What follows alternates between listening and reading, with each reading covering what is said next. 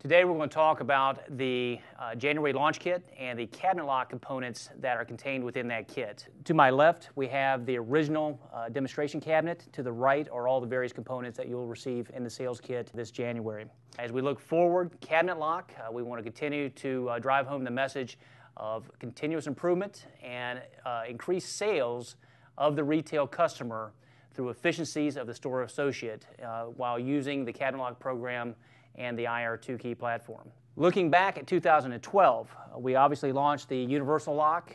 We measure success of 2012 in the number of installations. We've had a number of installations, basically multiple installations, in every sales region of the world. So we've had a very good start. Some of the original feedback that we've received is simply we need more locks. We need to broaden the portfolio. We need more locks to sell. Very rarely do you have just one lock style within retail. So that's exactly what we're here to present to you today. What you're about to see and what I'm going to walk through individually are the plunger locks. We have two plunger lock styles. We'll explain the differences between the two.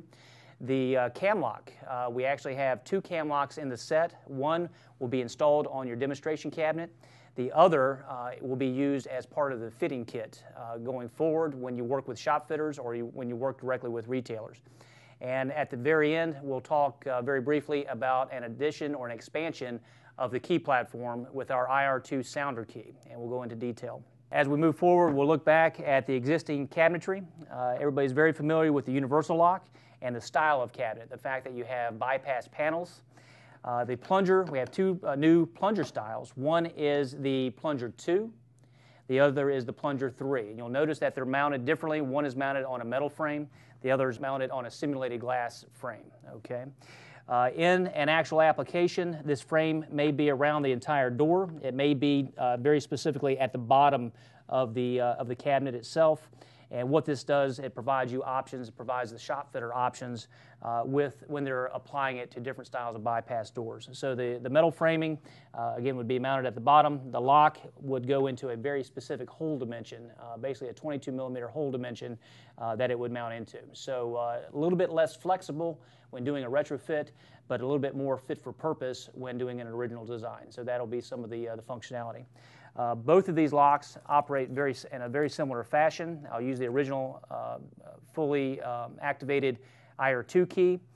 Simply place the key to the front of the lock, press the button obviously, and this plunger actuates, effectively blocking the door from opening. And again, it works in the same fashion with both styles. So the primary difference with the two style lock, the plunger 2 and the plunger 3, is the type of material that it affixes to. The plunger 2 mounts to metal and or wood. The plunger 3 mounts specifically to glass. One of the benefits or added features to the plunger 3 is that for a retrofit, there is a range of hole dimensions that it can affix to. And that ranges anywhere from 22 millimeters at the low end all the way up to 32 millimeters at the high end of that hole diameter range. So those are the two plunger locks. Moving forward, again, looking into next year and out into the future, we believe that cam lock, we have a tremendous amount of pent-up demand from this year and looking into next year for the cam lock. I mentioned that there are two in the kit. The one, very specifically, is designed to retrofit your existing cabinet. So if you look at the back of your existing demo cabinet, you'll notice that there is a swing-out door. It has a pre-drilled hole. We did this with a vision of applying the cam lock to this cabinet when it was available. The cam lock, very specifically, is designed for swing-out doors, as you see here, or more of a drawer application. You will receive also an instruction guide, a custom instruction guide of how to mount this lock into your cabinetry. Okay. I'm going to kind of fast forward. So you have the lock, you also have the hardware, and you have the instructions. You take all of these away, and you also will receive the specific cam arm that goes with the cabinet itself. Okay. When you're done with your installation, you now have a fully installed lock that is ready for your next corporate presentation. Okay. Again, wait for the beep. and there's your cam lock. So your two most popular lock styles, your universal and your cam lock, is ready for your corporate boardroom meeting. Now, one of the questions, the common questions that will come is, how do I specify this product into the cabinetry, either working with the shop fitter or working as a retrofit? We are also providing you the tools to supplement your field sizing kit that you received back in April. Okay. In the kit, you will receive one cam lock, you will receive a glass mount kit, and most importantly, you're literally going to receive every single cam arm that we offer as an accessory. Another critical component is going to be the bracketry that is required as part of the application to have a proper installation of a cam lock. You need the bracketry, you need the arm, you need the lock. One point that I do want to make is that the cam arm or the cam lock by itself is the lock only. It does not come with the corresponding accessories. You have to order the accessories separately. These, you simply will have instructions, and we'll have additional training in January and February that'll bring you up to speed with how to apply the various tools. And again, you would store these in your field kit that you received back in April. Okay, move these to the side. Also, from a communication standpoint and sizing, we continue to have communication with our regional, both our regional sales product marketing managers and the corporate product marketing managers, myself. We want to make sure that we're communicating all of this information, whether it be the cabinet, whether it be hole dimensions, whether it be the railing, that we communicate in a very consistent manner. So we are also going to provide you with a small digital caliper with this. It has both millimeters and English graduations. We're going to request that all communications come back into the regional marketing offices and sales offices in metric form, and we'll be very consistent with our communications around the globe. So this will be a tool that will be a component of the kit as well. That is all the locks. That's all the lock accessories and the tools that will be provided to you relative to sizing and fitting of the product. Last but not least is our IR2 sounder key. You'll notice physically they look very similar. The only primary difference is from a physical standpoint is the gray button. So that's the primary distinction. When you're looking to pick up a key, you'll know this is a primary IR2 standard key and this is the IR2 sounder key.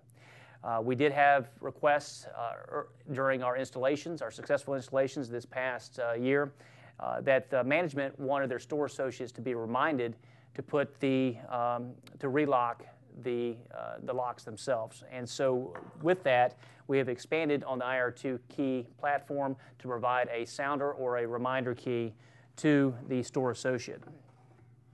So let me demonstrate the sounder.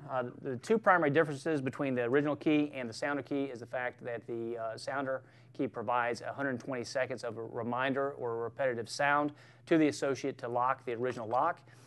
The IR2 sounder key only opens one cabinet or one lock at a time. So let me demonstrate that for you. You'll notice that it operates in a very similar fashion to the IR2 key. After a brief pause, you'll begin to hear a sound or a reminder to lock the cabinet back. To stop the buzzing or the beeping sound, it's a 120-second rhythmic beep that'll continue to go until the cabinet is locked, or the original cabinet is locked, until they return to the lock, the original lock, and lock that cabinet back. After the 120 seconds, the sound will stop, so we don't have battery drain. And then to reset the key has to be either go back to the original lock, or it has to go back to the programming station or a charging station to be reset if they leave the cabinet unlocked for an extended period of time. So that's part of the functionality. Let me demonstrate also the functionality of the two locks, opening one lock at a time. Again, the store associate would come to the lock. They would get the reminder beep. If they try to open a lock that's adjacent to that original cabinet, they'll get a triple beep, and the reminder sound will continue for the full 120-second duration. Again, to turn the sound off, the reminder sound, go back to the original lock. Wait for the confirmation beep. That lock is now locked and confirmed. Now the key can return to the adjacent cabinet and open the adjacent cabinet. And that's it. I do appreciate your time and look forward to a very successful year coming up. Thank you.